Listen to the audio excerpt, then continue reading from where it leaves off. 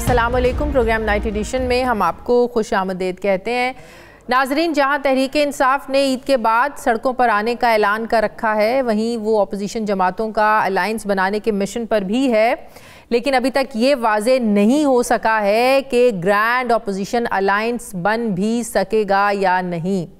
Opposition के दावे तो बड़े बड़े हैं, लेकिन 2 रोज़ पहले इस्लामाबाद में जो कॉन्फ्रेंस हुई, सब ने देखा कि उस कॉन्फ्रेंस के साथ क्या हुआ, किस तरह उसको रोका गया, लेकिन उसमें आगे का कोई रोड मैप नज़र आया ना ही सियासी जमातें सेम पेज पर नज़र आई।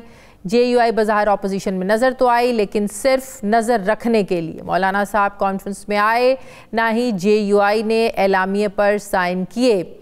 इसमें कोई शक नहीं है कि अगर PTI और JUI मिलकर हुकूमत के ख़िलाफ़ मैदान में आते हैं तो दोनों की स्ट्रीट पावर जो दोनों के पास है, ये हकीकत है।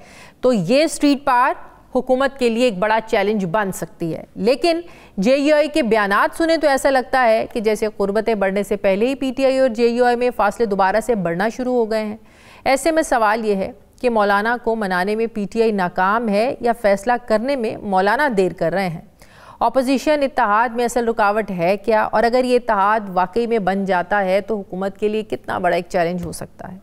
सवाल ये भी है कि तल्ख सियासी माजी और मुख्तलिफ नज़रियात ही दोनों के इत्तेहाद के रास्ते की रुकावट हैं या और भी कोई वजह है। JUI का ये मानना है कि पूरे मुल्क की तरह KP में भी बदतरीन धांधली हुई, हमें हरवा कर PTI को जितवाया गया। इत्तेहाद में ये मौक़िफ़ रुकावट है या वजह कोई और है। PTI हमेशा जारहाना सियासत करती है। इमरान खान ने जो कह दिया बस कह दिया, मगर मौलाना साहब हमेशा 73 के आइन के तनाज़ुर में फ़ैसले करते हैं। यही फ़र्क इत्तेहाद में रुकावट है या वजह कोई और है। ख़बरें ये भी आई कि हुकूमत के ख़िलाफ़ इकट्ठे चलने के लिए मौलाना PTI से कुछ डिमांड्स कर रहे हैं, लेकिन PTI सोच में पड़ी हुई है। अब ये मुतालबे रुकावट हैं या वजह कुछ और है। माज़ी करीब में जितने भी अपोजिशन अलायंस बने, उन्हें ताकतवर हलकों की आशीर्वाद हासिल रही। PDM की मिसाल हमारे आप सबके सामने, मगर फ़िल वक्त इदारे और हुकूमत सेम पेज पर हैं। ये सेम पेज इत्तेहाद में रुकावट है या वजह कोई और है। एक तरफ हुकूमत अपने इत्तेहादियों में वजारतें बांट कर ख़ुद को ताकतवर जाहिर कर रही है, अपना एक कॉन्फिडेंस शो कर रही है, तो दूसरी तरफ हुकूमत को गिराने की ख्वाहिशमंद अपोजिशन अभी तक डिवाइडेड है। तो क्या हुकूमती इत्तफाक अपोजिशन के इत्तेहाद में रुकावट है या वजह कोई और है। 26वीं आईनी तरमीम के बाद अपोजिशन को इंसाफ की कोई उम्मीद है, ना वो मौजूदा इलेक्शन कमीशन से कोई अच्छे की तवक्को कर रहे हैं। ये नाउमीदी इत्तेहाद में रुकावट है या वजह कुछ और है। क्या वो ज़माने गए जब मुल्क में अपोजिशन को जलसे, रैलियाँ, लॉन्ग मार्च ये सब करने की इजाज़त होती थी और हुकूमतों में बर्दाश्त करने की एक मादा होता था। अब तो बंद कमरे में भी कॉन्फ्रेंस भी गवारा नहीं हो रही है। तो ये सख्तियाँ और पाबंदियाँ अपोजिशन के इत्तेहाद में क्या ये रुकावट बन रही हैं। हुकूमत तो मुआशी तरक्की के दावे कर रहे हैं कि मुआशी हालात पहले जैसे हैं, ना अब आवाम महंगाई पर शोर मचा रही है। तो ये जो हुकूमत का कॉन्फिडेंस है, क्या ये इत्तेहाद हुकूमत को टफ़ टाइम दे सकेगा या नहीं दे सकेगा। मैं बात करूँगी, मुझे फवाद चौधरी साहब साबिक वफाकी वज़ीर जो हैं वो मुझे जॉइन कर रहे हैं, जो एक बार फिर से PTI के क़यादत के ख़िलाफ़ जो है वो इस तरीके से बात कर रहे हैं कि जो मौजूदा जो क़यादत है ये ग्रैंड अलायंस बनाने में अभी तक नाकाम है। तो क्यों इस मौजूदा क़यादत में कहाँ ये गलतियाँ हो रही हैं कि ये सबको इकट्ठा साथ लेकर चल नहीं पा रहे हैं, और मौलाना का जो कॉन्फिडेंस शेक हुआ हुआ है PTI को लेकर, तो PTI क्यों उनको अभी तक अपने साथ मिलाने में नाकाम है। फवाद चौधरी साहब, बहुत शुक्रिया आपने वक्त दिया। अस्सलाम वालेकुम। आपको भी फवाद चौधरी साहब, 9 मई के मुकदमात में पुलिस कह रही है कि आपका रोल है, आप पे तो केसेस ऑलरेडी इतने हैं, अब आप ये भुगत रहे हैं। मौजूदा जो इतना क्रूशल पॉलिटिकल क्राइसिस चल रहा है, उसमें ये इत्तेहाद बन पाएगा अपोजिशन का? देखिए, पहली बात तो ये है कि आपने जो सारी रुकावटें बताई हैं वो तो बिल्कुल जाहिर है, वो मौजूद हैं। हुकूमत इस इत्तेहाद को नाकाम बनाने में जुटी हुई है और वो हर वो मुमकिन कोशिश कर रहे हैं कि इत्तेहाद ना बने। लेकिन देखिए, आपको ये तो पता ही है कि हम एक एडवर्स हालात में हैं। एडवर्स हालात में तो आपको और सुपीरियर पॉलिटिक्स करनी है। लेकिन आप देखें कि ये पहली बात तो ये है कि जो PTI की लीडरशिप का ज़ाहिर एक क्राइसिस है, और इस लीडरशिप में तो ना कोई सलाहियत है, ना कोई आदमी है जो कि इस इत्तेहाद को आगे बढ़ा सके, कर सके। अब देखिए मौलाना फजलुर रहमान के बगैर पहली बात तो ये है, देखिए दो ही सियासी जमातें हैं जिनके पास स्ट्रीट पावर है, एक मौलाना फजलुर रहमान है और पीटीआई है। तीसरी कोई पार्टी नहीं है जिसके पास इस किस्म की स्ट्रीट पावर जो है वो हो। लिहाजा हुकूमत को जो खौफ आता है वो ये आता है कि ये दोनों जमातें इकट्ठी ना हो जाए। अब मौलाना फजलुर रहमान साहब से जो मेरी मुलाकातें हुई हैं और खान साहब से पूछ के मैं मिला हूँ, ये मुलाकातों में मौलाना बड़े कैंडिड है कि वो हुकूमत में शामिल नहीं होंगे। और शाजी आपको पता है हुकूमत ने कितना जोर लगाया है मौलाना को हुकूमत में शामिल करने के लिए, लेकिन उनकी वजूहात जो हैं वो अपनी हैं, वो हुकूमत में नहीं जाना चाहते। लेकिन प्रॉब्लम ये आ रहा है कि जो पीटीआई की लीडरशिप में इस वक्त इतने बचगाना फैसले और इसके अंदर आई वुड से कि पॉलिटिकली नोविसेस जो हैं वो इस वक्त चला रहे हैं कि उनको पता ही नहीं। मिसाल के तौर के ऊपर आप देखें कि पहले पीटीआई ने मौलाना को कहा कि जी हम बिल्कुल नून लीग और पीपल्स पार्टी से मुज़ाकरात जो है वो हम नहीं करेंगे आपके बगैर। फिर एक दिन आपने टीवी खोला तो पता चला कि वो नून लीग और पीपल्स पार्टी के साथ बराह रास्त पीटीआई बैठी हुई है और वो वहाँ पे मुज़ाकरात कर रही है और मौलाना को चकज़ई साहब को किसी ने बताया ही नहीं है। बिल्कुल। फिर अभी हाल ही में जब चीफ जस्टिस पाकिस्तान का लेटर आया जो अपोजिशन को मुलाकात के लिए था, तो उस वक्त भी पीटीआई में बजाय इसके कि वो अपने जो इत्तेहादी हैं या जिनसे उनकी बातचीत चल रही थी उनको भी साथ लेके जाते और एक प्रॉपर मीटिंग जो है वो अपोजिशन की और गवर्नमेंट की होती, वो अकेले चले गए। ये अकल की कमी है या कॉन्शियसली ऐसी भंड मार रहे हैं? देखिए मुझे पता नहीं है, सच्ची बात है इस बात का कि कॉन्शियसली, लेकिन अब जैसे फॉर एग्जांपल अगर कल भी जो इत्तेहाद का इलामिया आया है और उसमें इमरान खान और पॉलिटिकल प्रिजनर्स की रिलीज के ऊपर एक लाइन भी नहीं है। देखिए मुझे ऐसे इत्तेहाद को में मेरा क्या इंटरेस्ट होगा जिसमें इमरान खान की रिलीज ही पीटीआई कहती है कि बात जब करने लगे थे सलमान अकरम राजा साहब इमरान खान के हवाले से तो उन्हें रोक दिया गया कि इमरान खान के हवाले से उस तरीके से कोई सियासी गुफ्तगू पीटीआई पर नहीं होगी, तमाम वहाँ सियासी कैदियों पर बात हो। हाँ यस, तो फिर क्या इत्तेहाद है? फिर आप अपना वो फिर तो कहते हैं ना उठा लो पानदान अपना, हमें तो फिर उससे कोई गर्ज ही नहीं है। अगर इमरान खान की रिलीज इशू नहीं है इत्तेहाद का, फिर तो देखिए मेरे लिए तो अलायंस बेकार है। बिल्कुल, बाकायदा मना किया गया कि बात नहीं होगी। तो फिर उसके बाद उनको चाहिए था कि उठ के चले जाते। मुझे आप लॉजिक बता दे कि ऐसा इत्तेहाद जो इमरान खान की रिलीज के ऊपर बात करने को तैयार नहीं है, मैं उस इत्तेहाद में बैठ के क्या करूंगा या उस कॉन्फ्रेंस में बैठ के क्या करूंगा। आई थिंक जो भी पीटीआई में लोग जो इस वक्त हैं, एक तो ज़ाहिर है उनका सियासी कद है नहीं, लोग उनको इज्जत भी नहीं देते, हैसियत भी नहीं है उनकी, और दूसरा प्रॉब्लम जो है ये है कि वो इमरान खान को लेकिन ये आप देखें ना फवाद, इमरान खान साहब ने इनको इन ओहदों पे बिठाया है ना। आप हम लाख तनकीद कर लें, इनमें शऊर की कमी कह लें या सियासत में बचगानापन कह लें या मैच्योरिटी नहीं है इनमें, बिठाए तो खान साहब ने है ना। देखिए खान साहब ने बिठाया तो हुआ है, लेकिन खान साहब ने जब बिठा दिया है तो उसके बाद आप ओहदें को अगर रख सकते हैं तो फिर आप रखें, नहीं रख सकते तो आप ना रखें। एक बात तो यह, दूसरी बात यह है कि खान साहब ने भी इनको अगर ओहदों पे बिठाया है तो 600 दिन अब हो गए हैं।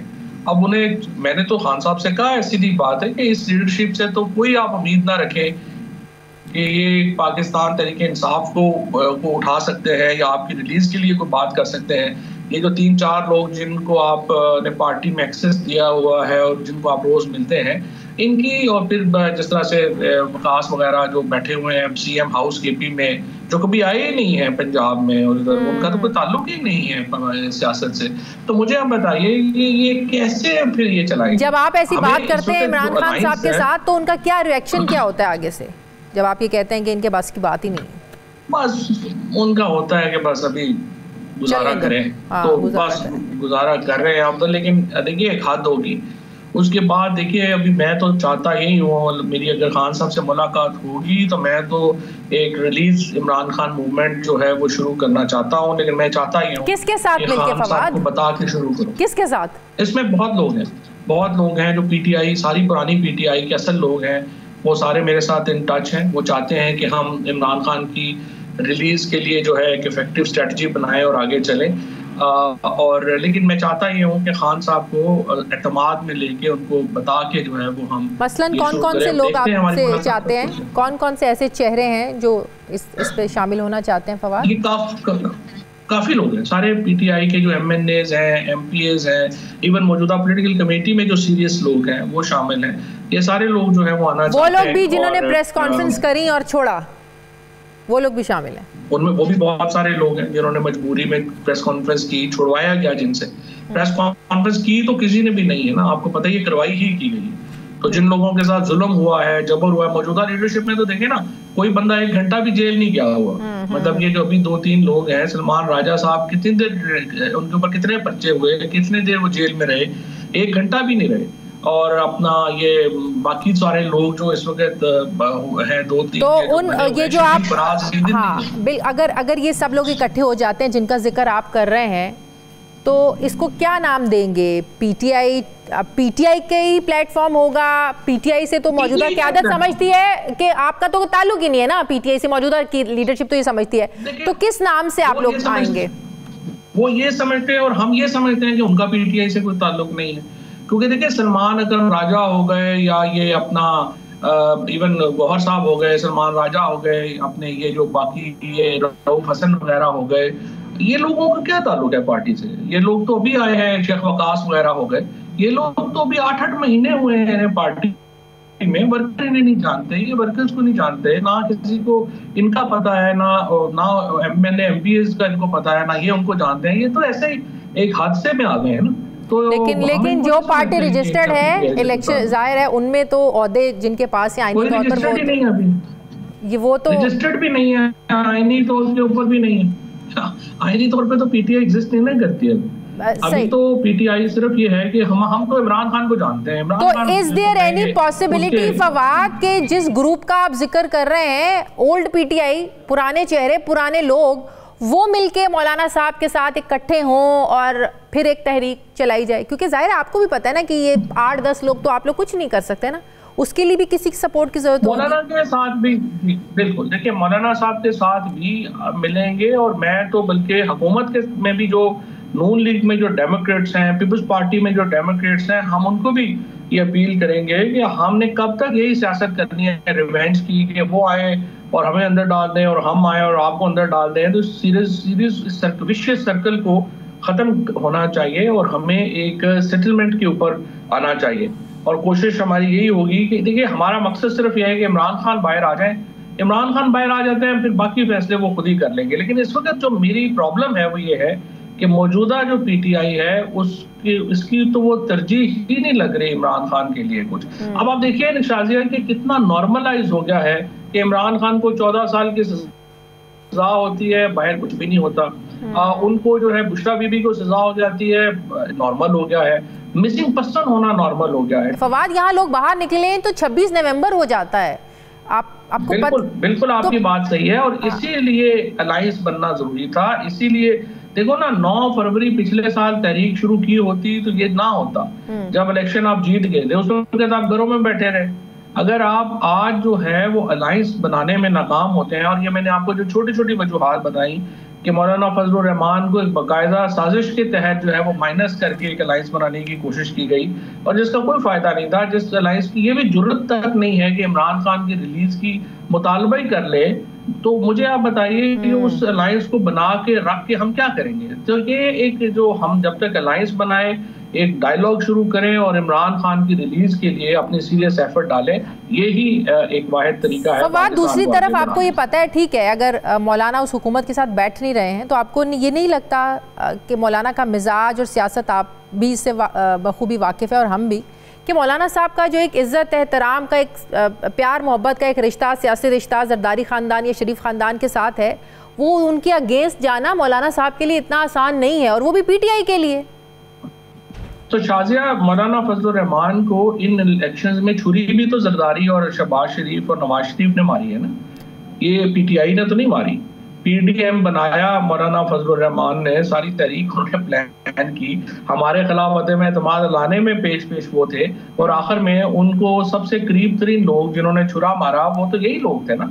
सो मौलाना के गिले शिकवे जो हैं वो भी इनसे ही हैं, हमसे तो नहीं है। इसीलिए आज मौलाना ये समझते हैं कि अवाम में और हुकूमत में फासला इतना ज्यादा है कि वो हुकूमत को ज्वाइन नहीं कर सकते। लेकिन दूसरी तरफ अगर हमने, वो एनजीओ नहीं चला रहे, वो पॉलिटिकल पार्टी है। इसी तरह से पीटीआई, इमरान खान भी एनजीओ नहीं चला रहे, पॉलिटिकल पार्टी है। सो हमें एक पॉलिटिकल सोल्यूशन बनाना है। और अब जो वाहिद हल, अगर हम समझते हैं कि एक स्वीट पावर और एक ताकतवर तहरीक चलानी है, तो आपको पीटीआई को और जेयूआई को इकट्ठा करना होगा और फिर इस्लामाबाद की तरफ जाने का प्लान करना होगा। उससे पहले ये प्लान बनाना जो है उसके अपने। अच्छा फवाद, जेयूआई के लोग तो कहते हैं कि पीटीआई को 12 फरवरी को हम लोगों ने अपने तहफ़्फ़ुज़ात दे दिए, अब उनके जवाब का इंतज़ार है। आपकी भी मौलाना साहब से मुलाकातें हुई, आपको क्या लगता है कि क्या ऐसी रिजर्वेशंस उन्होंने दी हैं पीटीआई को कि पीटीआई अभी तक जवाब नहीं दे पा रही है? नहीं, कोई रिजर्वेशन खास नहीं है। जो 4-5 पॉइंट्स मौलाना के हैं वो बड़े रिजनेबल हैं। लेकिन असल बात यह है कि देखिए, मैंने जिस तरह अभी आपको मिसाल दी कि जब आप बातचीत कर रहे हैं, एक अच्छा उनसे ताल्लुक बन गया है, जो ही चीफ जस्टिस ने बुलाया आप उनको छोड़ के खुद चले गए। जब नून लीग पीपल्स पार्टी ने बुलाया आप उनको छोड़ के खुद चले गए। तो फिर देखिए, मौलाना के जहन में ये भी तो होगा ना कि आज अगर मौलाना इमरान खान से मिलने जेल चले जाते हैं तो अगले दिन आप साथ नहीं बैठे होंगे। क्या पीटीआई क्या गारंटी करेगी अगर आपका ये एटीट्यूड है? तो देखिए, ये एक चीजें हैं। और दूसरी तरफ इस हकीकत का आपको भी पता है कि आप जितने मर्जी अलायंस भी बना लें, आप मौलाना साहब के साथ भी मिल लें, पुरानी पीटीआई भी इकट्ठी हो जाए, आपको पता है कि पाकिस्तानी सियासत के डायनामिक्स और हैं, और आपको ये भी पता है कि वहाँ पर बातचीत किए बगैर इमरान खान की सियासत को रिलीफ नहीं मिल सकता। तो वो डोर्स तो अब बैरिस्टर गौहर के मुताबिक बिल्कुल ही बंद हैं। वो डोर्स कैसे ओपन होंगे जिन्हें ओपन करना बहुत ज़रूरी है? देखिए, वो भी प्रेशर पहले बनाना होता है, प्रेशर बनते हैं तो फिर डोर्स ओपन करने पड़ते हैं। आप देखिए, शौक से तो कोई भी नहीं जाएगा ना। अगर आपने अपना प्रेशर नहीं बना सकते, पॉलिटिक्स सुपीरियर नहीं कर सकते, तो फिर जाएगा कोई नहीं। सो एस्टैब्लिशमेंट से भी बातचीत ही होनी है। इसीलिए जो पीपल्स पार्टी, पीटीआई है, पीपल्स पार्टी है, पीएमएलएन है, जेयूआई है, इनकी देखिए यही इंपॉर्टेंस है और यही अच्छी बात है। ये मिलिटेंट्स नहीं है, इनका जो फिलॉसफी है वो पुरअमन सियासी जदोजहद की है। इसीलिए इनको जो है वो करना पड़ता है। फिर देखिए, दुनिया के हालात ऐसे नहीं हैं कि अगर एक बड़ी मूवमेंट हम क्रिएट कर लें तो उसके बाद जो है वो हुकूमत और एस्टैब्लिशमेंट के पास कोई ये चीज़ रह जाएगी कि वो बातचीत नहीं करेंगे। बातचीत करने के लिए फिर उनको आना पड़ेगा। सिर्फ ये जेयूआई और पीटीआई का इकट्ठा होना ज़रूरी है। और जिस दिन इन्होंने लॉन्ग मार्च अनाउंस किया इकट्ठा, ये हुकूमत उसके 2 हफ्ते नहीं निकाल सकती। बिल्कुल सही। बहुत बहुत शुक्रिया साबिक वफाकी वज़ीर फवाद चौधरी साहब मेरे साथ थे। बहुत बहुत शुक्रिया फवाद चौधरी साहब आपका। मुझे ब्रेक लेनी है नाज़रीन, वापस आते हैं वक्फे के बाद।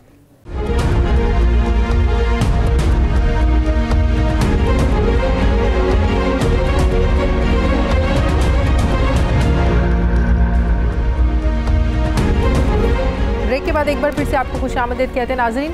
ऑपोजिशन का ग्रैंड अलायंस अभी बना नहीं, हुकूमत ने अपना अलायंस मजबूत करना शुरू कर दिया है। शहबाज शरीफ की हुकूमत ने अपनी काबीना में वुज़रा की एक लंबी चौड़ी फहरिस्त ऐड की है। अब 13 वफाकी वुज़रा, 11 वुज़राए मुमलिकत और 3 मुशीरों के इजाफे के साथ लगभग 50 मुकम्मल हो गई है। वुज़रा की ये फ़ौज ज़फ़र मौज ज़ाहिर है ये अवाम के तो वसी तर मफाद में नहीं है, हाँ अलबत्ता हुकूमत के चलते रहने के लिए बहुत ज़रूरी है। अगरचे पीटीआई के पुराने साथी परवेज़ खटक पार्टी से निकलने के बाद तो ज़ाहिर है एक मकबूल शख्सियत तो वो नहीं रहे, लेकिन ये कहा जा रहा है कि परवेज़ खटक की हुकूमत में शमूलियत जो है ये पीटीआई के लिए एक टफ़ टाइम हो सकती है। केपी में जहाँ हुकूमत अपने इत्तेहादियों में वजारतें बांट कर अपने हाथों को मजबूत कर रही है, वहीं अपोजिशन के लिए कॉन्फ्रेंस करना भी 2 दिन पहले मुश्किल हो गया था, क्योंकि 2 रोज़ पहले इस्लामाबाद के निजी होटल में अपोजिशन की तरफ से करवाई बुकिंग अचानक से कैंसिल कर दी गई। अपोजिशन अरकान जैसे तैसे करके होटल लॉबी में पहुंचे और प्रेस कॉन्फ्रेंस की, लेकिन ये कॉन्फ्रेंस सियासी मंजरनामे पर कोई ख़ास इम्पैक्ट नहीं डाल सकी, क्योंकि मौलाना फजलुर रहमान अभी तक अपना वज़न अपोजिशन के पलड़े में उस तरीके से डालने को तैयार नहीं है, बल्कि पीटीआई और जेयूआई में राब्तों में एक डेडलॉक नज़र आ रहा है। जेयूआई सवाल उठा रही है कि 12 फरवरी को पीटीआई के सामने अपने तहफ़्फ़ुज़ात रखे थे मगर अभी तक कोई जवाब नहीं आया। सवाल ये है कि जेयूआई के ऐसे कौन से तहफ़्फ़ुज़ात हैं, ऐसी कौन सी डिमांड्स हैं कि पीटीआई सोच में पड़ी हुई है। अपोजिशन ने ये इल्ज़ाम लगाया है कि हुकूमत ने हमारी बुकिंग कैंसिल करवाई है, मगर वज़ीर आज़म के मुशीर राना सनाउल्लाह इन तमाम इल्ज़ामात की तरदीद कर रहे हैं, बल्कि वो ये कह रहे हैं कि पीटीआई का रवैया ऐसा है कि ग्रैंड अपोजिशन अलायंस का बनना और चलना मुश्किल है। राना सनाउल्लाह की बातों से ये लग रहा है कि हुकूमत अपोजिशन जमातों को अपने लिए कोई ख़तरा नहीं समझ रही है।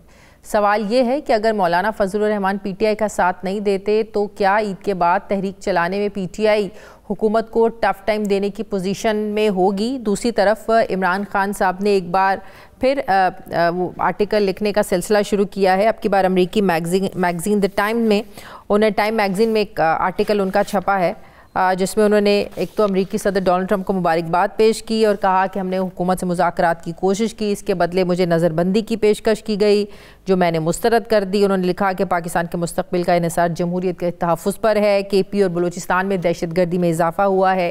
ये सारी बातें इमरान खान अपने एक आर्टिकल में कर रहे हैं जो अमेरिकी मैगज़ीन में छपा है। हुकूमत इस पर बड़ी तनकीद कर रही है। एहसन इकबाल साहब कह रहे हैं कि मुल्क की मस्ख शुदा तस्वीर कशी की है इमरान खान ने, वो अपनी झूठी सियासत की वजह से बाहर दुनिया में पाकिस्तान को बदनाम कर रहे हैं।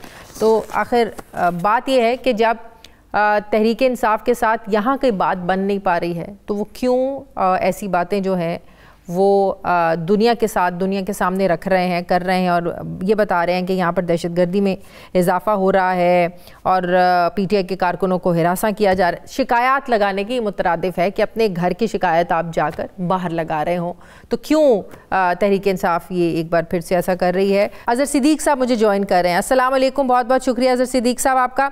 अज़हर सिद्दीक साहब, सबसे पहले तो ये बताएं कि टाइम मैगज़ीन में एक बार फिर इमरान खान साहब ने जो एक आर्टिकल लिखा है, ज़ाहिर है खुला खाती है ना, जिस तरीके से उन्होंने आर्मी चीफ को भी लिखा, चीफ जस्टिस को भी उन्होंने लिखे, इधर से कोई जवाब नहीं मिला तो अब दुनिया को वो मैसेज देना शुरू हो गए हैं।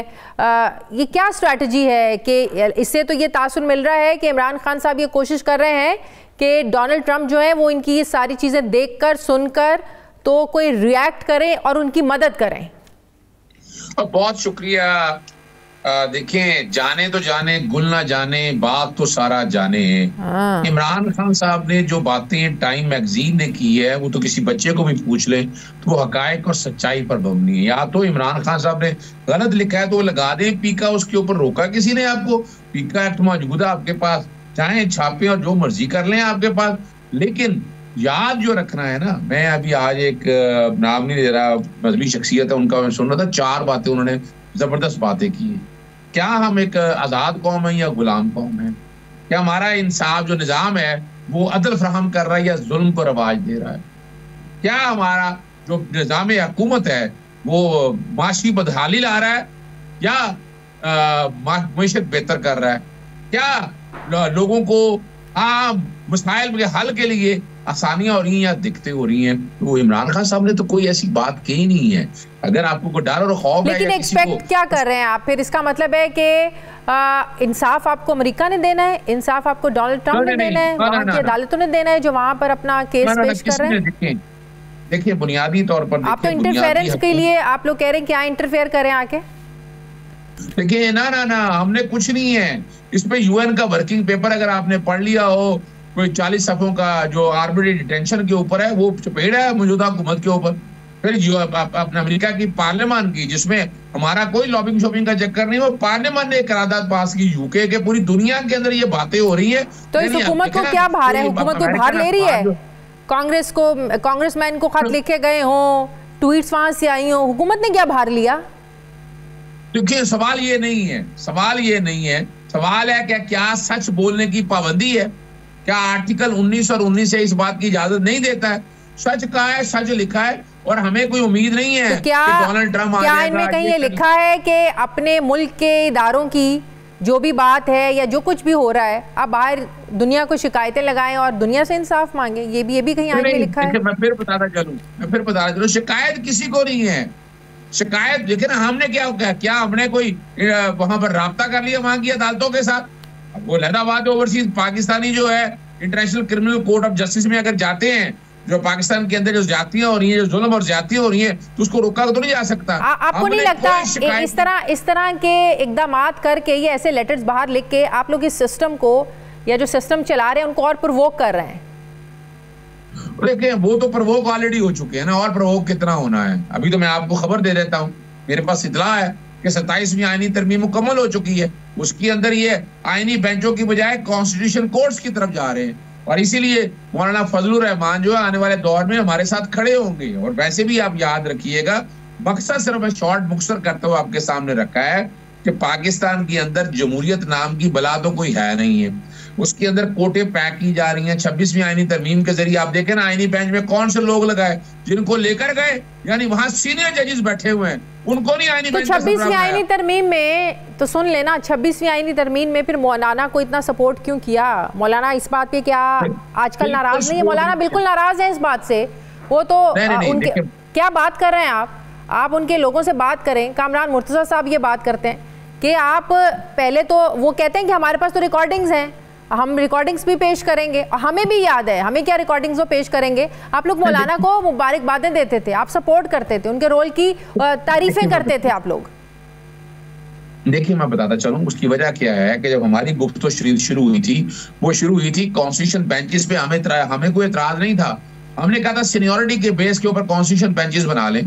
इस पे बिल्कुल हमने कहा है और आज भी कायम है, आज भी बना लें। अब कॉन्स्टिट्यूशन बेंचेस बनाना चाहते हैं, सीनियरिटी के जो सीनियर जज हैं सारे डालें जितने भी हैं, कोई एतराज नहीं हमें इसके ऊपर। लेकिन ये जो पिक एंड चूज का, फिर आपने अदलिया की आजादी को कॉम्प्रोमाइज कर दिया, जजेस पैक कर दिया आपने, तो ये वाला सवाल ही पैदा नहीं होता। इस मौके पे तो हम कभी भी पीछे नहीं हटेंगे। अभी देखना ये अब तो आगे वो कॉन्स्टिट्यूशन कोड जाए तो देखे ना कि ये सारा कुछ करने से एडवांटेज क्या हुआ। अगर ये इंसाफ भी फराहम करना था, केसेस ही खत्म करने थे, तो ये आईनी बेंचेस सिंध हाई कोर्ट के अलावा बाकी क्यों नहीं बने? इस्लामाबाद हाई कोर्ट में क्यों नहीं बने? लाहौर वहां वजह क्या, वहां चीफ जस्टिस उन्होंने अपनी मर्जी के पिक एंड चूज करके लगा लिए और निजाम चला रहे हैं। तो हमारी तो इस निजाम तो मौलाना को अपने साथ मिलाए ना, मौलाना के साथ सामने ही सब कुछ हो रहा है ना। अगर इस चीज पर आप लोगों ने सपोर्ट नहीं है तो मौलाना को मिलाए ना अपने साथ। देखिए अब देखिए, पहली तो बात है कि अपोजिशन का जो ग्रैंड अलायंस हुआ वो पाकिस्तान तहरीक-ए-इंसाफ ने मुनक्कद नहीं किया। उस पे शाहिद खाकान अब्बासी, बाकी सारे लोग सारे इकट्ठे थे, बल्कि हमें तो रोक दिया गया कि आपने कोई इमरान खान के बारे में कुछ सियासी तकरीर करनी नहीं है। और वो का एक वन टाइम एजेंडा था। ये किसने रोका था? ये किसने रोका था? ये जब तकरीर में सलमान अकरम राजा गुफ्तगू कर रहे थे, आप सुनने निकाल कर वहां रोका गया कि आपने हम इस वक्त सिर्फ और सिर्फ नेशनल एक एजेंडा लेके जा रहे हैं और वहां इमरान खान का जिक्र नहीं, वहां सियासी असीरान की रिहाई के हवाले से बात हुई है, वहां नए इलेक्शन फिर इलेक्शन के हवाले से बात हुई है, जो एजेंडा सारा सामने आ गया। और दूसरी जो बात है, अगर डर इसका मतलब है जो 7 लोग थे इत्तेहाद ऑपोजिशन के, और वो नहीं समझते कि पीटीआई के साथ या इमरान खान के साथ ज्यादतियां हो रही हैं, इसीलिए उन्होंने इस टॉपिक पे बात करने से रोक दिया। ना उन्होंने देखिए, हम इमरान खान साहब वाला केस भी लेकर चल रहे हैं, बाकी सियासी कैदियों की बात भी कर रहे हैं। उन्होंने हमारी बात मानी है, उन्होंने तमाम सियासी कैदियों के हवाले से कहा है, या तो कहे नहीं कहा, ये सारा कुछ रिकॉर्ड के ऊपर है। और दूसरी बात है कि आप इस हुकूमत के हवाले से जरा गौर करें, आप हैसियत क्या है इनकी। सबने देखा, टीवी चैनल ने देखा, पूरी एक आंख ने देखा कि जिस तरह कौन आया, पुलिस आ रही है, आ रही है, वो आगे रोक रहे हैं ना। तो क्या आज राणा सनाउल्लाह ये कहें कि हमें पता नहीं था, तो दुख और अफसोस का मुकाम है। फिर आप हुकूमत करने क्या बैठे हैं? अगर आपको नहीं पता कि आपके नाक के साए के तले बिल्कुल कौन से शराय दस्तूर के बिल्कुल साथ, कोई दूर नहीं है, इलेक्शन कमीशन के बिल्कुल पिछली साइड के ऊपर हमारा हाल है। लेकिन तो आपको क्या लगता है, हुकूमत ने, अगर हुकूमत ने सब कुछ किया है तो हुकूमत को कोई खौफ है, कोई खतरा है कि आप लोग इकट्ठे हो रहे हैं? ऐसे तो अलायंस बनते रहते हैं। क्या है देखिए ना, मकसद क्या था, होने देते पूरी देखे ना। आप ये तो बताए ना, वो सोशल मीडिया पे चली ना, वो सारे सबने बातें देखी और आजाद और खुद मुख्तार बातें थी सारी। अगर डर और खौफ नहीं था, चलने देते रहे, सारा कुछ नहीं चलने दिया। इसका मतलब है डर और खौफ और परेशानी है और नींदें हराम है, और इसलिए रोकने की कोशिश कर रहे हैं। लेकिन अब ये ग्रैंड अलायंस रुकने वाला नहीं। इलाहाबाद में बता दें, अभी डोर टू डोर मुहिम पाकिस्तान तहरीक-ए-इंसाफ, लेकिन अभी इस 2 रोजा कॉन्फ्रेंस का क्या, इसका आउटकम क्या है? अभी तक तो नहीं लग रहा है कि ये कॉन्फ्रेंस, ये इकट्ठ जो है, ये कोई इम्पैक्ट डाल पाया है।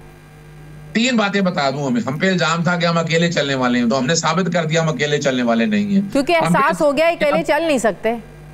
ना हमें इल्जाम था गुफ्तो शरीफ नहीं करते, हमने गुफ्तो शरीफ भी कर ली। हमने तो घूमते वक्त को बैकफुट पे ले आए, अब तो अपोजिशन जमातों को भी एंगेज कर लिया हमने ना। अब जो ये इल्जाम है ना, अब ये अगर सारे कोई नहीं निकलते सड़कों के ऊपर, तो पाकिस्तान तहरीक-ए-इंसाफ तो सड़कों पे निकलेगी और ईद के फौरन बाद उसकी तैयारी हमारी अपनी चल रही है। लेकिन अकेले निकलेंगे, सोलो निकलेंगे ना, ग्रैंड अपोजिशन के साथ निकलेंगे, अलायंस के साथ निकलेंगे। मौलाना साथ होंगे उसमें? वो बिल्कुल हमें बड़ी उम्मीद है, जो कि वजह है कि हम पाकिस्तान में जमहूरियत बहाल करना चाहते हैं, हम बुनियादी हकूक़। अभी तो वो कह रहे हैं कि 12 फरवरी को उन्होंने कुछ तहफ़्फ़ुज़ात दिए हुए, उसका जवाब नहीं आया। वो क्या तहफ़्फ़ुज़ात दिए हुए मौलाना ने? वो देखिए उस पर डिस्कशन चल रही है, कमेटियां बैठी हुई हैं और अपने तय मामला देख रही हैं। और क्या मामला हैं अज़हर सिद्दीक साहब? नहीं, वो आ जाएंगे सारे, जो भी तहफ़्फ़ुज़ात है कौम के सामने आएंगे। अभी टाइम नहीं है ऐसा, अभी डिस्कशन चल रही है उसके ऊपर। वो डिस्कशंस के बाद एक एक चीज सामने आएगी और इंशाअल्लाह वल अज़ीज़ इस मुल्क में रूल ऑफ लॉ आएगा। मैंने जो 4 बातें की है, मुआशी इस्तेकाम लाना है तो मुआशी बदहली खत्म करनी है, जुल्म का निज़ाम खत्म करना है, निज़ाम अदल बेहतर करना है। ये सारा तो बहुत ज्यादा कंफर्टेबल पोजीशन में है। वो कहते हैं महंगाई भी इमरान खान के दौर में जो 38% पे थी 4 पे आ गई है, इंटरेस्ट रेट जो था वो 23 पे था 12 पे ले आए, तो they are in very much comfortable position. देखिए अगर ये कंफर्टेबल पोजीशन में होते, अगर मुआशी तौर पर ये हालात होते तो आप जरा आ जाएं, आप चलती हैं रोजाना रोजमर्रा की अशिया, रमजान में क्या हालात हैं, गैस अपना तेल की क्या कीमत है, आटा और गंदम चीनी की क्या कीमत है, कंपेरिजन करके देख लेते हैं। पेट्रोल नीचे आ गया, डॉलर नीचे आ गया, तो ये जो सिंगल डिजिट का अगर यही हालत है, इतना मुआशी तरक्की कर ली है तो अपना 3 रुपए 80 पैसे के करीब है अपना, अगर देखा जाए बरतानिया अफगानिस्तान, यानी उनकी करेंसी हमसे कहां पहुंची हुई है। इंडिया की करेंसी ले लें, 3 रुपए 16 पैसे के करीब है। हम क्या करें? कौन सी लोग खुदकुशियां ऐसे ही कर रहे हैं? यानी आप क्या कर रहे हैं? आप तो लुटा रहे हैं। तो इसके बाद आप लोगों की तहरीक की क्या स्ट्रेटजी है? सड़कों पर निकलेंगे, कहीं एहतजाज कर लेंगे, धरना देंगे, क्या स्ट्रेटजी क्या है आप लोगों की? एक तो अभी रमजान के दौरान अपना गली मोहल्लों में, तहसील के लेवल पर, जिला के लेवल पर, सूबे के लेवल पर आप देखेंगे लोगों की इंटरेक्शन रहेगी, मुख्तलिफ हालात और वाक़यात के तहत इकट्ठा रहेगा और मोबिलाइजेशन का अमल ये चलेगा। और साथ साथ अपोजिशन जमातें अपना एजेंडा सामने रखेंगी, जो भी एजेंडा रखेंगी, लेकिन अब बैक एंड पे हम सड़कों पे आने के लिए तैयारी अपनी वो जारी रखेंगे और उसके लिए 3-4 बड़े अवामिल बड़े अहम हैं। 9 मई को मद्देनजर यकीनन रखा होगा, 26 नवंबर को भी निकले थे, वो भी मद्देनजर रखा होगा, उसके बाद भी 9 मई को हमने निकले थे माजरत के साथ। 9 मई में पाकिस्तान तहरीक इंसाफ की कोई कॉल नहीं थी, 26 नवंबर की कॉल थी, इसमें कोई शक नहीं है। इसीलिए वो कह रहे हैं उसका 9 मई का वाकया हुआ इसी नतीजे में था कि इमरान खान साहब ने ये मैसेज दिया था कि अगर मुझे पकड़ लिया जाए तो लोग एहतजाज के लिए निकलें। क्या बात कर रहे हैं आप? और उस वाकये के बाद निकले लोग। नहीं, पाकिस्तान तहरीक इंसाफ की कॉल बता देना। इमरान खान का अगर कहा था उसके बाद पाकिस्तान तहरीक इंसाफ की कॉल कोई आई हो ना तो फिर समझ में आती है। अभी तो एविडेंस कोई नहीं है ऐसी। और हमने वो, मैं जो कि 9 मई के बाद केसेस के अंदर वकील रहा हूँ, मुझे तो पता है सारा ये क्या है। 4 वर्जन अब तक बदल चुके हैं, कोई एविडेंस नहीं है, कोई चीज सामने नहीं है। सिर्फ अक्सर सिर्फ इतना है कि फसाइयत का ये दौर चल रहा है, इमरान खान को बैकफुट पे लेकर जाना है तो वो बड़ा मुश्किल है। रोटियां, लेकिन रोटियां गिनने के अलावा कोई काम है कि जनाब देसी खाना दिया रहा है, देसी मुल्क दिया जा रहा है, वो खुदा रहा है यार। वो अपने पल्ले से पैसे लेकर अगर कर रहा है तो कौन सा है। और दूसरा जो बताया जा रहा है, मुलाकातें आपके सामने बता दें, अगर डर और खौफ ना हो तो मुलाकातें तो कराए ना। मैंने कहा था कमीशन बनाया जाए इमरान खान के जेल में जाकर, हम चलते हैं, साहब भी चलते हैं, आप चलते हैं, जाकर देखे तो सही ना कि क्या हालात है। और अभी आपके सामने तारीख डर और खौफ ना होता तो ये डे टू डे ट्रायल चल रहा था। इसकी लंबी लंबी तारीखें क्यों डाल रही हैं? अब 11 और 12 मार्च तक इमरान खान को मुलाकात नहीं करने देनी। ये मैं नहीं कह रहा, ये जो गरीब लोग हैं वो सारा कुछ बता रहे हैं, ये सारा कुछ पेश हो रहा है। अगर इस मुल्क में तो इसका मतलब है एस्टेब्लिशमेंट से फिलहाल बातचीत के दरवाजे मुकम्मल बंद है, अगर उधर से लोग ये बता रहे हैं। देखिए ये तो हकीकत है, ये तो ओपन सीक्रेट है, इसमें तो कोई डाउट ही नहीं है। इसमें तो कोई आजाद तो कहे नहीं, ये अवामी हुकूमत थोड़ा है, इसको वोट पूरे करके नहीं। आप लोगों के साथ मुज़ाकरात, कोई बैकडोर चैनल, कुछ कोई बातचीत नहीं चल रही एस्टेब्लिशमेंट के साथ? देखिए हम बैकडोर के, आपको पता है, चैनल पे या मुज़ाकरात पे यकीन नहीं रखते हैं। जो फैसला करना है इमरान खान साहब ने करना है। अगर बैकडोर चोर, अगर ये चोर रास्ते देने होते तो टिक्कियों के छुपे जाके जाते ना।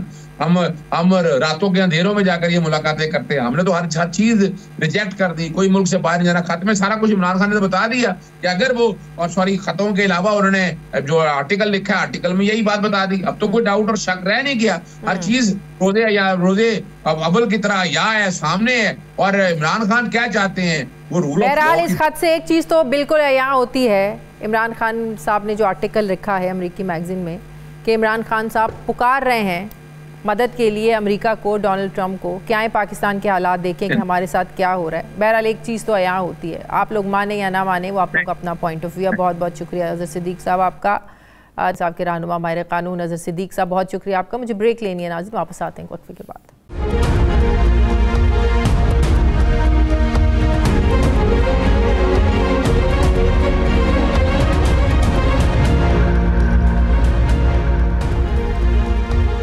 ब्रेक के बाद एक बार फिर से आपको खुशामदीद कहते हैं। नाजरीन, मुल्की सियासी मंजरनामे पर एक तरफ हुकूमत अपनी काबीना में इजाफा करके अपना कॉन्फिडेंस शो कर रही है, तो दूसरी तरफ पीटीआई अपोजिशन जमातों को इकट्ठा करके इलेक्शन कराने का मुतालबा कर रही है। ऐसे में सवाल उठता है कि जो बदतरीन पॉलिटिकल पोलराइजेशन है, क्या इसमें एक साफ शफाफ इलेक्शन मुमकिन है, जिसका बड़े ज़ोर और शोर से JUI फे भी, मौलाना फजलुर रहमान भी मुतालबा कर रहे हैं।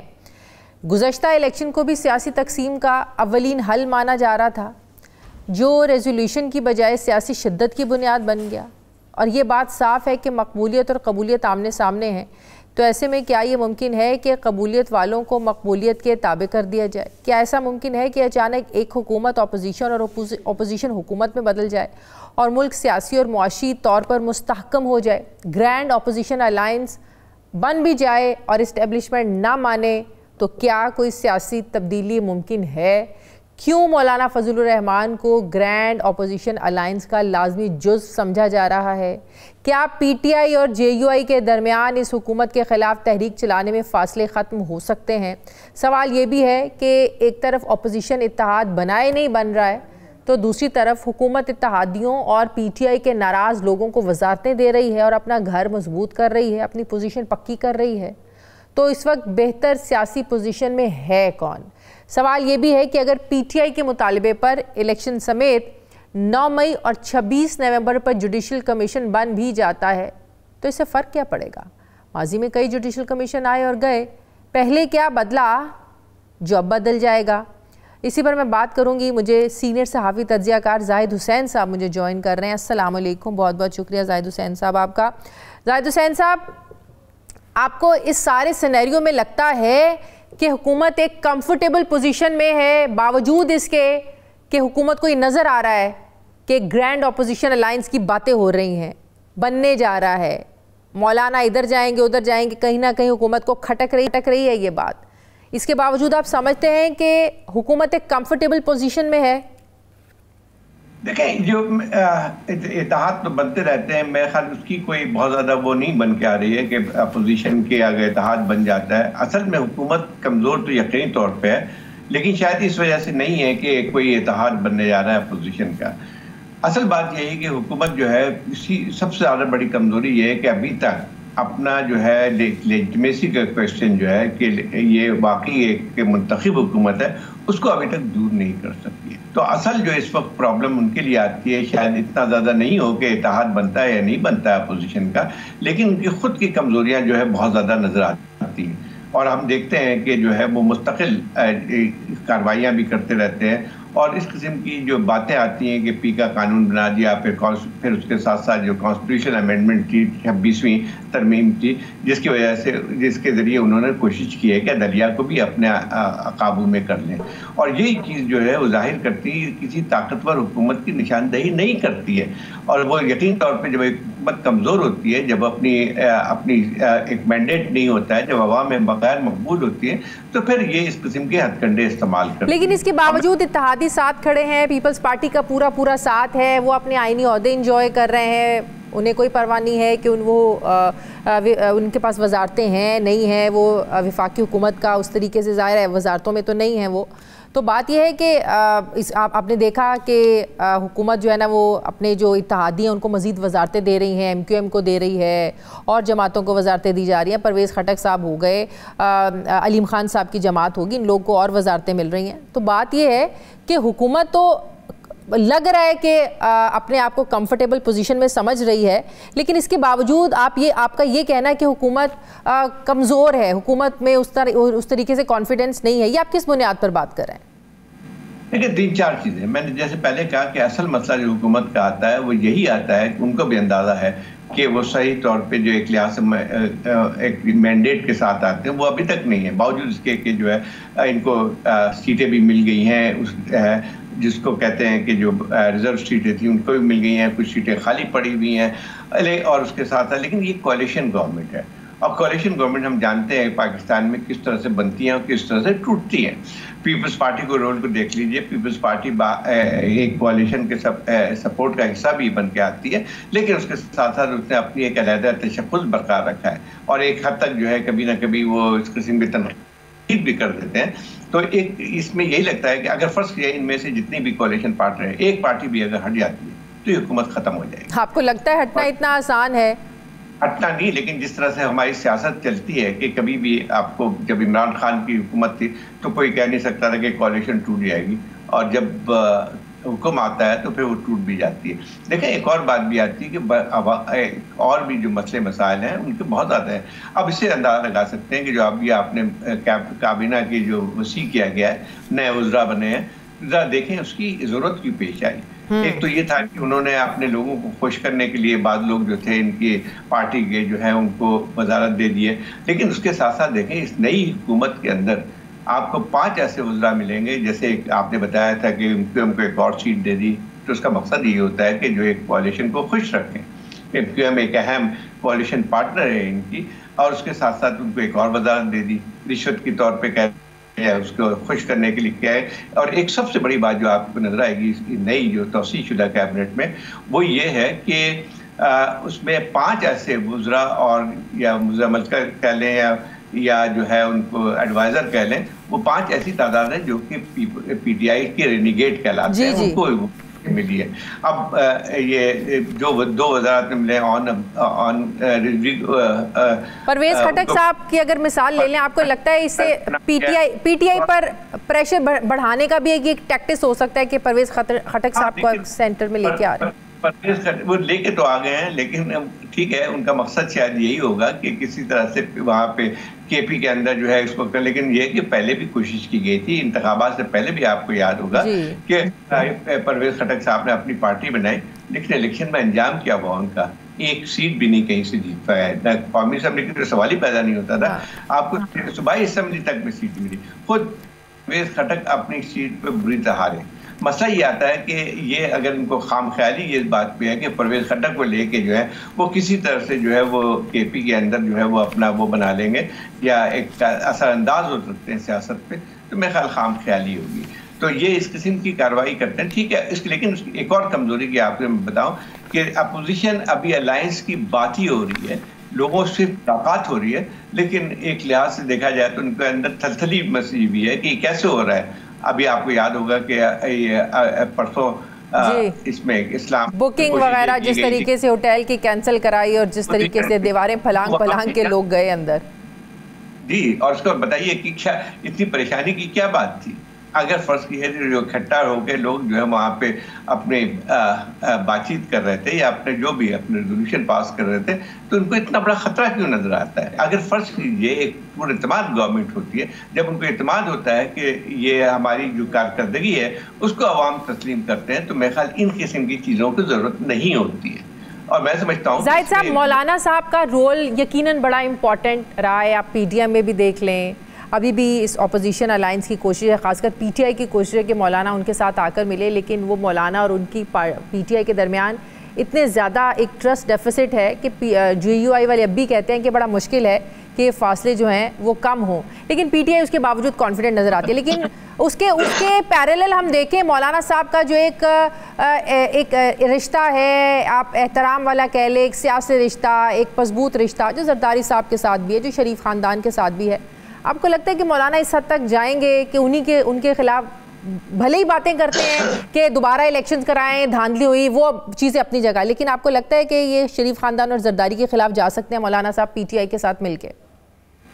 मुझे नहीं लगता है। देखिए, मौलाना को गुस्सा जरूर है, उनको ये शायद लगता है कि जैसे पंजाब के अंदर जो है मुस्लिम लीग को अक्सरियत दिला दी गई है, जिस तरह से इलेक्शन में सबको पता है कैसे जो है इंतखाबात के नताइज आए थे, तो मौलाना को गुस्सा इस बात का है कि उनके साथ भी इसी किस्म की रियायत क्यों नहीं की, उनको भी क्यों नहीं सीटें जीत पाएगी। तो मौलाना का जो है कोई उसूली था वो नहीं है। अभी भी देख रहे हैं कि 26वीं तरमीम से पहले भी हम देखते थे कि उन्होंने मौलाना से लगता था कि वो पीटीआई के साथ जा रहे हैं, लेकिन आगे आखिर में आके उन्होंने 26वीं तरमीम की हिमायत कर दी। सही, तो लेकिन पीटीआई का जो रवैया है मौलाना देखे ना, इस बात पे ही नाराज है ना कि पीटीआई ने पहले 26वीं आईनी तरमीम में उनका साथ दिया, उसके बाद वो उसके खिलाफ भी चले गए, और अब बबांगे दोहल वो ये बात करते हैं, आला ऐलान कहते हैं कि हमने तो मौलाना को सपोर्ट ही नहीं किया, हमने तो 26वीं आईनी तरमीम में मौलाना का कोई साथ नहीं दिया। तो पीटीआई की स्ट्रैटेजी जो है, आपको लगता है ये मौलाना को तो साथ नहीं मिलने देगी? नहीं, बात ये देखिए, मौलाना के साथ देखिए, मौलाना इनके साथ खेल खेल रहा है। पीटीआई बहुत डेस्परेट लगती थी पहले इनके साथ इत्तेहाद बनाने के लिए। 26वीं तरमीम के दौरान जो है वो हर रोज तकरीबन मुलाकातें होती थी, लेकिन मौलाना ने अपनी सियासत अपनी तौर पे करते हैं।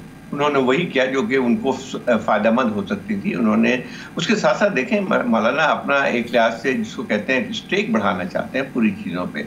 मौलाना कभी भी किसी ऐसी चीज़ों का वो नहीं बनेंगे जहाँ पे लोग सड़कों पे लेके आए और फिर जो है कोई किस्म के इक़दाम करे। मेरे ख्याल नहीं करेंगी मौलाना। मौलाना को जो नए इलेक्शंस का मुतालबा है ये सिर्फ एक फिलर ही है। हाँ, मतलब देखें, एक बुनियादी तजाद बन के आता है मौलाना का पीटीआई के साथ। ठीक है, पीटीआई ने अपनी रविश बदली। पहले आपको याद होगा कि इमरान खान सबसे ज्यादा जो खिलाफ तकरीर करते थे वो मौलाना फजल रहमान के खिलाफ करते। बिल्कुल। और अब जो है ठीक है, जब इलेक्शन तो एक और वो बन के आता है, खिलाफ की बुनियाद बन के आती है कि देखें मौलाना को अगर शिकस्त हुई है, जिसकी बात करते हैं कि धांधली हुई है, फलाना हुई है, तो मुझे बताइए कि इसके जो है सबसे बड़ा जो है वहाँ पे जीती किसे है? वह पीटीआई जीती है। इनकी शिकस्त इनके कॉन्स्टिट्यूंसी में जिसको मौलाना को हरवाया है, खुद हराया है, जो जिससे वो पीटीआई के कैंडिडेट थे। तो अब मसला ये आता है कि क्या पीटीआई इस हुकूमत मानेगी कि जो है केपी में दोबारा इलेक्शन करवाया जाए? मेरे ख्याल नहीं करेगी। अब ठीक है, पीटीआई की अपनी एक मजबूरी है। पहले पीटीआई की सियासत ये नहीं होती थी, तो लेकिन अब जो है तब्दीली आ रही है। उनको मेरे ख्याल ये इस बात का शायद इदराक हो गया है कि बगैर लोग और पार्टीज को मिलाए हुए वो कामयाब नहीं हो सकते। इसीलिए आप देखें सिर्फ मौलाना की बात नहीं है, और पार्टियों के साथ भी वो बातचीत पे लगे हुए हैं। लेकिन और पार्टियों के साथ बातचीत के अलावा जहां बातचीत होनी चाहिए, आप नहीं समझते कि जब तक वहां दरवाजे नहीं बातचीत के, मुज़ाकरात के खुलेंगे, पीटीआई की जो मुश्किलात हैं वो आसान नहीं होंगी, हल नहीं होंगी, इमरान खान जेल से बाहर नहीं आएंगे? हाँ, वो तो बात सही है कि इस वक्त जो है पीटीआई और हुकूमत का मुकाबला नहीं है। देखिए, ठीक है, आप मुफाहमत तो नहीं होगी, ठीक है, हुकूमत भी चलती रहेगी, लेकिन आपको खुद भी अंदाजा है कि उसमें जो है खुद इस इदारों को बहुत नुकसान पहुंच रहा है। तो क्या ये इस किस्म की करके, क्योंकि जो भी हुकूमत चीज़ें होती हैं उसका सारा का सारा इल्ज़ाम जो है फिर पे आता है। तो एक उनकी भी एक सारे बंद गली में ये लोग भी आए हुए हैं कि यहाँ से कहाँ जाएंगे। ठीक है, पीटीआई जो अपनी कमजोरी जाहिर होती है, पीटीआई के अपने मसले बने आए हैं। ठीक है, आपकी कभी भी जो स्टेट की ताकत है उसको इस्तेमाल करते हैं, तो उसके यकीनी तौर पे इतना आसान नहीं होता है मुकाबला करना। लेकिन ये कहना कि जो है हुकूमत बहुत ही ठीक ठाक चल रही है, मेरे ख्याल वो भी बात सही नहीं होगी। जी हाँ, वो सेम पेज तो तहरीक इंसाफ की हुकूमत का भी सबने देखा है, और ये सेम पेज में जब फासले आते हैं तो वक्त बदलते देर नहीं लगती है। हमें याद है, आपको भी याद होगा, तहरीक इंसाफ के इत्तेहादी एकदम कैसे बदले, कैसे अदम एतमाद आई। तो इन सारी बातों का लुबे लुबाब ये है कि जब तक मुज़ाकरात तहरीक इंसाफ के इस्टेब्लिशमेंट के साथ नहीं होंगे तब तक पीटीआई की बात बन नहीं सकती और तब तक ही हुकूमत स्टैंड करेगी। देखिए, ये बात तो कह सकते हैं कि इस्टेब्लिशमेंट, लेकिन ये है कि इतना आसान, देखिए मसाइल भी बहुत है पाकिस्तान में। जिस किस्म के चैलेंजेस का सामना है इस वक्त इस हुकूमत को, मेरे ख्याल बहुत ही कम पाकिस्तान की तारीख में किसी और हुकूमत के साथ हुई। एक तो माशी तौर पे अब ये कह सकते हैं कि आप वेंटिलेटर से बाहर आ गए, थोड़ा बहुत स्टेबलाइज होगी सिचुएशन, लेकिन ये कहना कि बिल्कुल ही ठीक ठाक चल रही चीज़ें नहीं, वो सही नहीं है। सिर्फ IMF के प्रोग्राम की वजह से या बाहर से जो आपको मिल जाता है UAE से, सऊदी अरेबिया से या चाइना के साथ जो है आपने लोन लिए हुए, तो उस पर तो आपको लगता है कि वक्ती तौर पे आप जो कहते हैं कि बिल्कुल गिरने से जो है बच गए हैं, लेकिन इसका मतलब ये नहीं होता है कि आपकी सूरत हाल बहुत अच्छी हो गई है। अभी भी आपको चैलेंजेस हैं। दूसरी बात आप मुझे बताइए कि इस वक्त 2 सूबे जो है, KP में और बलूचिस्तान में जो इंसर्जेंसी फैली हुई है, जो एक टेररिज्म की वबा आई हुई है, वो तो हुकूमत ऐसी लगती है कि उसमें अगर तो आपको कहाँ पे इस्तेहकाम आता है। और ये जो है खासतौर पर KP में जो वाक़यात बढ़ रहे हैं, उसकी एक और वजह भी ये है कि जो एक मुस्तकिल एक कन्फ्रंटेशन सूबाई हुकूमत और इस्लामाबाद के दरमियान है, उसका भी एक शाखसाना ये है कि KP की सूरत हाल आज जो है वो ख़राब से ख़राब तर होती जा रही है। और मैं समझता हूँ कि ये इसीलिए मैं कह रहा हूँ कि आप मुझे बताइए कि सिर्फ जनवरी के अंदर तकरीबन हमारे 60 सिपाही और ऑफिसर जो है शहीद हुए हैं। कभी इस तरह से किसी जंग की सूरत हाल में भी नहीं होते हैं, KP में सिर्फ। बिल्कुल ठीक, बहुत बहुत शुक्रिया सीनियर सहाफ़ी तज्ज़ियाकार जैन साहब, मेरे साथ है, बहुत शुक्रिया आपका। नाज़रीन, प्रोग्राम का वक्त ख़त्म हो गया, फीडबैक दें, अपना ख्याल रखें, मुझे इजाज़त दें, अल्लाह हाफ़िज़।